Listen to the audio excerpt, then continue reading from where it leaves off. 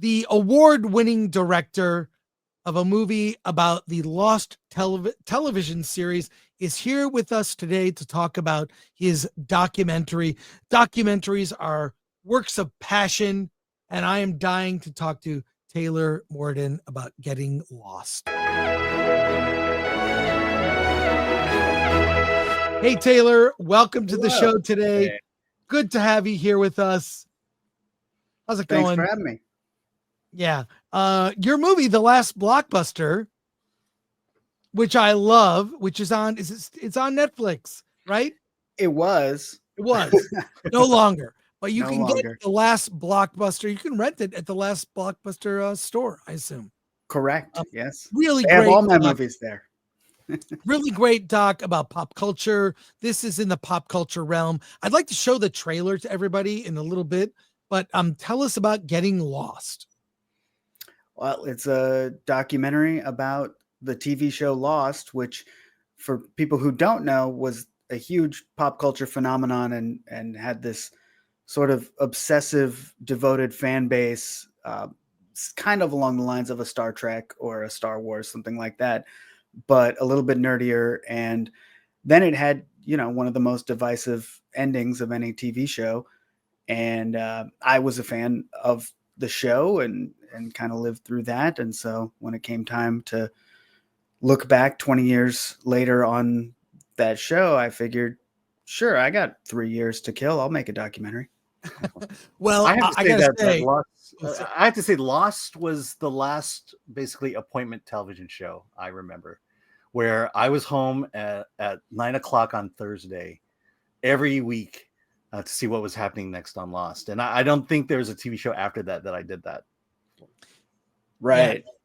Yeah, it was the last one of those, but also one of the first really big internet shows, because social media was brand new, Twitter was brand new. Mm-hmm. And so it was like the first time, people would get together on the internet and try to figure out what was happening on a TV show. But also, like you said, the end of that appointment, whole families watching the same thing on a couch. If you don't DVR it, you miss it thing, which, it doesn't exist anymore. If you miss something now, it's available to stream 1 minute later. Yeah. Same thing for me. Appointment TV probably has, in the history of television, one of the greatest first episodes of a show ever.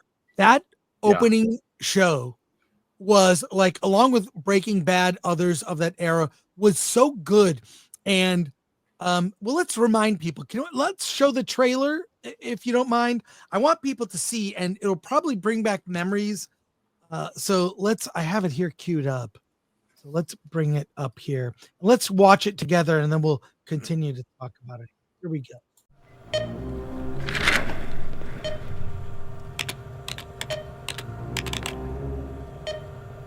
Hello, this is the orientation video for a documentary about Lost.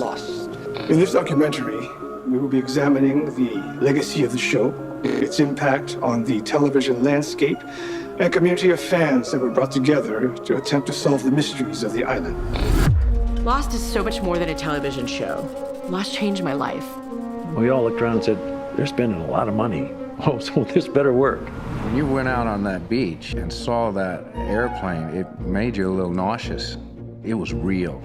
Everyone was like, this is wild.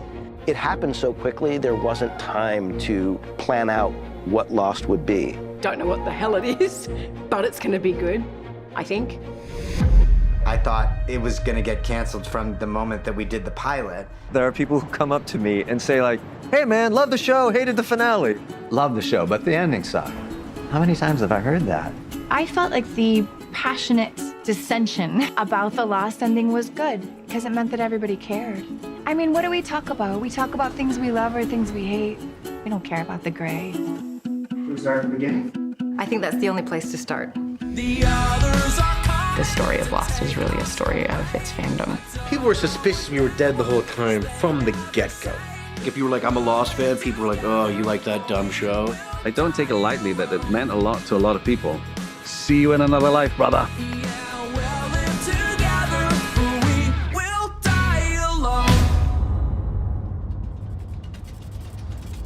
We have to go back. Wow. That trailer. That's getting chills. That was great. It reminds me, I love that show so much. Appointment TV, the music was amazing. It made stars out of so many people in the cast. And the water cooler talk the next day. Everyone, I can't think of a show after Lost that united people. So Game of Thrones was like the closest thing we had a few years ago. Similarly divisive ending. You think? That might be your next doc. But first of all, how did you get everyone to be involved? You obviously got the big stars, including JJ. Yeah, well, JJ was the very last thing we shot after we got everybody else. We sent a Hail Mary and we got through to JJ. But it started small. I mean, same way any indie filmmaker tries to make a doc. You find one person. We got Jorge Garcia, who played Hurley on the show. He was friends with one of our producers. So we're like, great, we've got one cast member. It's good enough. It's going to be a doc about the fandom. We've got the fans. We've got one cast member. Great. You shoot that interview and you send some clips out and that person texts some people and it just sort of snowballs in a way that we were never expecting. We thought, maybe one or two, never JJ. JJ was on our list from the beginning of like, well, there's no way he doesn't talk about Lost. He does all these interviews and they're mostly about Star Wars these days.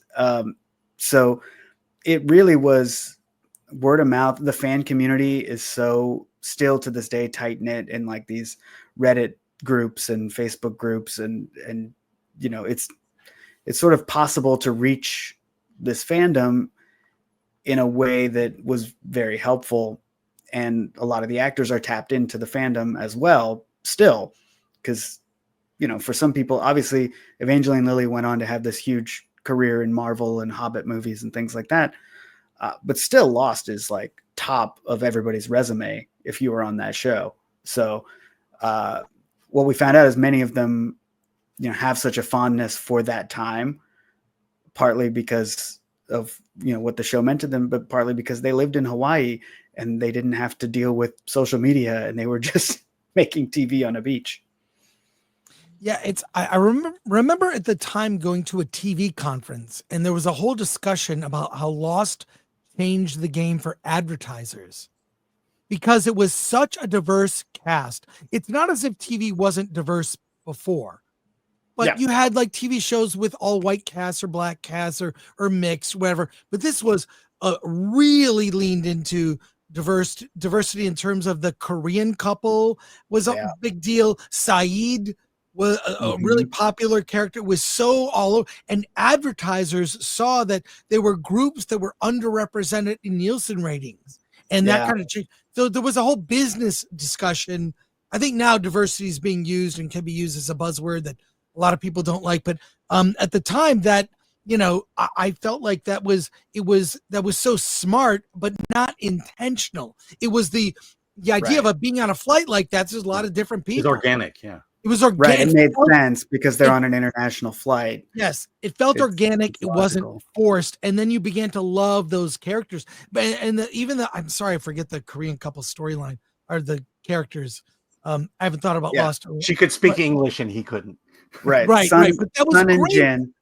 Yeah. Oh, they were so good. Their romance gone wrong. And that, it was always subtitles. That was a big deal for a national TV show to have whole sequences it's subtitled. Like, that didn't happen. Entire episode, even. Yeah. And what I think people forget, you talked about one of the main characters being an Iraqi soldier. This was in 2004. 9/11 had just happened, right? Yeah. And we were just past that really strong, anti-Muslim backlash that was happening in this country. So it was a pretty big deal at that time. And subtitles on an ABC show, a primetime show, they had several episodes where it was, over 50% subtitled, which to this day doesn't really happen on network TV. Not that network TV is still that much of a thing. I don't think it really is. This was the last gasp of network TV was Lost, and they have not reached the heights since, if you think about it. Only, reality shows, your finales of your The Voice or whatever, I think, and then sports. Yeah, that's all they got left. Well, I gotta say, I love pop culture docs. I love ones that respect the fans. And I mean, kudos to you for this. And this is your last blockbuster video is a favorite of mine. Just have to say. So appreciate that. And we did a watch party with that as well. Oh, cool. Loved it. So do you mind? We have like 1,500 people watching live. How about we go to comments? Sure. All right, Alan, I'll bring these up. Okay, here we go. From ADLS24, Lost was one of the first TV series to spark deep fandom lore discussion that moved from the water cooler into the new realm at that time of podcasts. Did you ever listen to them way back in the day? Yeah. I mean, so we get into this in the doc because it was such a big part of it, but I didn't know what a podcast was, in 2004, 2005. And I was into these message boards about this TV show because I'm a crazy nerd who's like, I got to find out what's in the hatch. Like I'm a scientist now. I'm investigating all this stuff. And someone said, you got to check out these podcasts where people talk about it. And so for like the first year of podcasting, I thought podcasts were just people talking about Lost. Like there wasn't another kind, and it's crazy. There's some stuff we get into in the doc here, but in that first year or two of podcasting sort of spreading its wings, like the top 100 of all podcasts would have 4 or 5 different Lost podcasts in it. They were very high up because the fandom was so rabid and so tech savvy. Like we were willing to download these things into our Zunes or our, Creative Lab Zen jukeboxes or, whatever we had.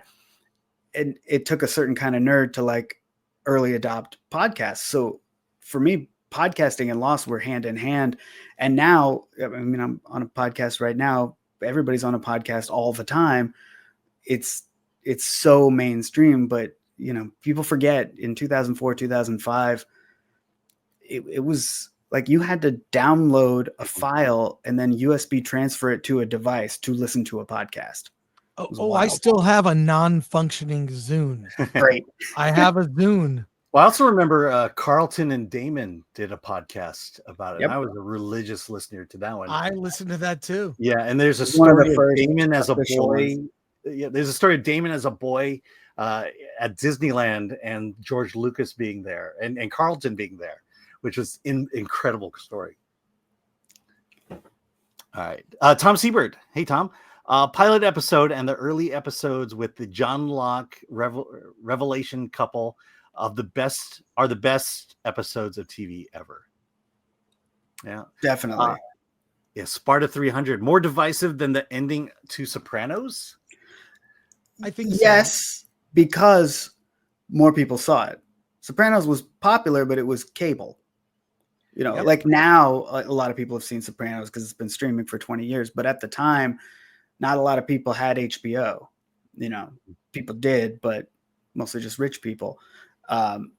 Lost was like everywhere. The year leading up to that finale, you could not turn on a television or listen to the radio without somebody hyping up this finale.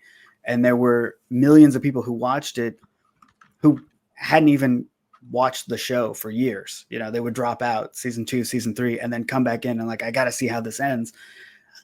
When people do that and they have no idea what's going on, there's almost no way they could like the finale. So you have all those people hating it. You have a lot of the diehards hating it. You have a lot of people who didn't understand it hating it. And then, it immediately became this butt of the joke. Like you don't want to have a bad ending. You don't want to not stick the landing and pull a Lost. There was a George R.R. Martin quote right around the time of the Lost finale.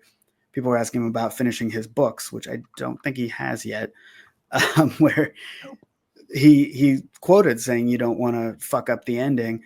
You don't want to pull a Lost. And then, cut to 15 years later and the ending of Game of Thrones. But yeah, definitely more divisive than The Sopranos. Yeah. Looks like it's objectively great. Yeah.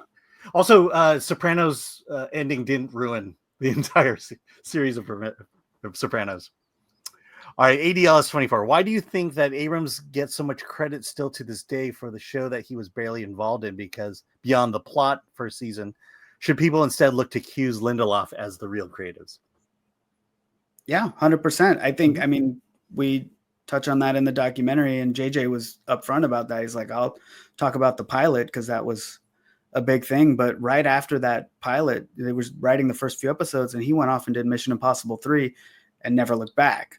You know, he's Star Trek, Star Wars since then. So it was Damon's show, and then Carlton came in season 2. So they carry, you know, all the credit and take all the blame, whatever you think of the rest of Lost. JJ, I think he says in the doc, he, after that pilot, was watching it as a viewer. And, you know, he could give notes, but it was always after the fact. He would watch an episode and say like, hey, where are you guys going with this? Stuff like that. Christopher Moonlight Productions. Filmmaking question. Since today's theme is movies that entertain those who aren't familiar with the topic, how do you inform the ignorant while catering to fans and entertain both? Yeah, so how did you address people who hadn't seen Lost in your documentary? That's a tough one because we do spoil a lot of plot points. It was impossible not to. You can't talk about the ending of Lost without saying what the ending of Lost is. And there's some other big pivotal moments in the show. So our doc actually opens with a spoiler warning from Jorge Garcia. It's like, if you haven't seen Lost, maybe pause this, which is only relevant if you plan to watch it, right? If you don't, I think I've heard from people, it's very hard for me to judge, but I've heard from people who have seen it, who never saw Lost, who were entertained, who felt like they learned what the phenomenon was all about. But there's definitely some in the weeds, like here's how episode 9 of season 3 was made stuff that is for the fans. So it's a tough balance. The other thing is there's so many Lost fans out there. This was viewed by so many people. We weren't that worried about only appealing to Lost fans. Now, when we went to go pitch the doc to Netflix and Hulu and all them, they were worried about it not appealing to mainstream people, but you know, they don't pay any money for docs anyway. So yeah, I'm looking at here. Season 1 average 18 million people watched each episode. That's a lot of people. Yeah. ADS 24. Are there still questions that you still have about the island, Dharma, and the survivors? Yeah, I think that's part of what people don't like about the ending of Lost is they left a lot of things open. I think if you watched that show when it aired, and if you're one of us crazy fans that has rewatched it several times since, there are a ton of things that are almost intentionally left unanswered. All right. From Akinika Taylor, how do you feel about post-production cutting things you might not want cut? It's tough, right? You know, you can't put everything in a movie because it would be too long. It's already too long. It's a 2-hour documentary about a pop culture thing, and we get an equal amount. I run some of our social media. We get an equal amount of comments saying it's way too long and way too short. So you're damned if you do and you're damned if you don't. All right, you can't win. This is what from Patrick Lemire. This is what everyone was saying about the first episode. Everyone on Gilligan's Island is dead. They're in purgatory, and Gilligan is the devil in red who thwarts all attempts to move on to the next place. Lost sounds like that with a smoke monster. Do you guys discuss Gilligan's Island in the documentary? Oh, for sure. Yeah. You can't not. It was the prototype show, right? And I think there's something Damon said I don't think is in the doc, but they had what they would call the Gilligan's Island problem, which is the network would not let anyone escape the island because once they do, the show is over. That's the Gilligan's Island conundrum. It's like the goal is to escape, but they absolutely can't let them escape because it's network television. So they had to negotiate for an end date so they could eventually, spoiler alert, let someone get off the island. Yeah. And did they want to let the Harlem Globetrotters get involved in that? I did. I certainly did. All right. ADLS 24. Did you get a chance to interview fans who made early podcasts about Lost, like Jay and Jack? Jay and Jack are in the doc for sure. Yeah. Oh, that's Those great. were, you have this Those were, you have this weird parasocial relationship with podcasters. And I listened to so many hours of both the official Damon and Carlton podcast, but also Jay and Jack and The Transmission and these other podcasts. It's like, to me, I've known these people for 20 years. They don't know who I am, but they're in my earbuds for years and years. So that was, like I said, we didn't know if we'd get any of the cast or Damon or Carlton or JJ, but I had a pretty good feeling we could get Jay and Jack. All right, and the most important question from Red French Moon. I'll watch that for sure. Is it available already? Yeah. So it's right now. It is on, I think it's leaving Eventive today. It's on Vimeo on demand, which is what us indie film people do while we're waiting for Amazon, Apple, and Google to put it up because they don't tell us the release date. So one day it's going to be on Apple and iTunes and Google Play and Amazon VOD. Could be tomorrow, could be a month from now. I don't know. It's on Vimeo right now, which you can get to through gettinglostdoc.com. All right. And you have a link tree. Yeah. Because we're I'm very poor. much about the link trees. Alan doesn't like link trees. It's fair. Yeah. Hey, thank you so much for joining us today. Your film is, I think, is there a review on Film Thread already, or there will be at some point? I hope so. I assume you'll be eligible next year for Award This. I know your last film won there. I have one of those trophies. It's beautiful. Bring out your trophy, maybe dust off the shelf. You might have another trophy. Taylor, thanks so much for joining us on this. I'm sure our whole audience cannot wait to check it out. Well, thanks again for having me. It's I've been a Film Threat reader and watcher and listener for decades, so it means a lot. All right, take care. Have a great holiday. You too.